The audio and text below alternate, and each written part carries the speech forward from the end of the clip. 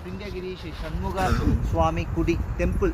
So இங்கே தான் இருக்கிறோம். ரொம்ப அற்புதமான இந்த கோவில் நம்ம தமிழர் ஒருத்தர் கட்டினது தான்.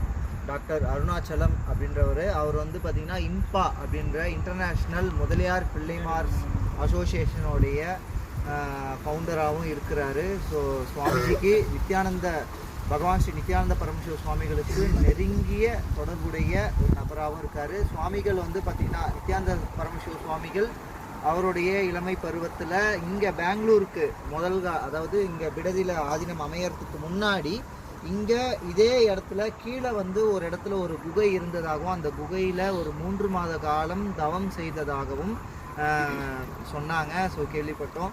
ஸோ அப்போ அந்த பிடதி பேனியன் ட்ரீயோட விஷன் சாமிக்கு வந்ததாகவும். ஆமாம். ஸோ சுவாமிஜிக்கு வந்து பிடதி பேனியன் ட்ரீ விஷன் வந்து அந்த இடத்துல வந்ததாக வந்து தகவல் பரிமாறப்பட்டது. ஸோ அப்போத்துலேருந்து அருணாச்சலம் ஐயா வந்து சுவாமிக்கு வந்து ரொம்ப சப்போர்ட்டிவாக இருந்திருக்கிறாங்க.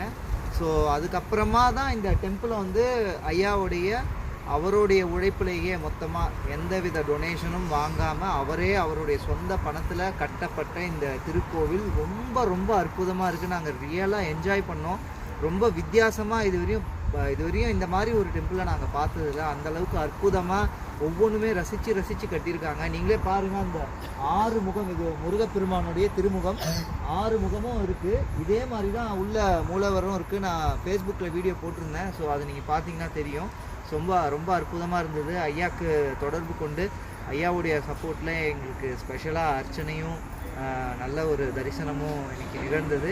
ஸோ இந்த தருணத்தில் அருணாச்சலம் ஐயாவுக்கும் நன்றி சொல்லிக்கிறோம். இந்த வாய்ப்பை ஏற்படுத்தி கொடுத்த எங்களுடைய குருநாதரான பகவான் ஸ்ரீ நித்யானந்த பரமசிவ சுவாமிகளுக்கும் எங்களுடைய நன்றியும் கிராட்டிடியூடையும் நாங்கள் தெரிவிச்சுக்கிறோம். நன்றி. நித்யானந்தன்.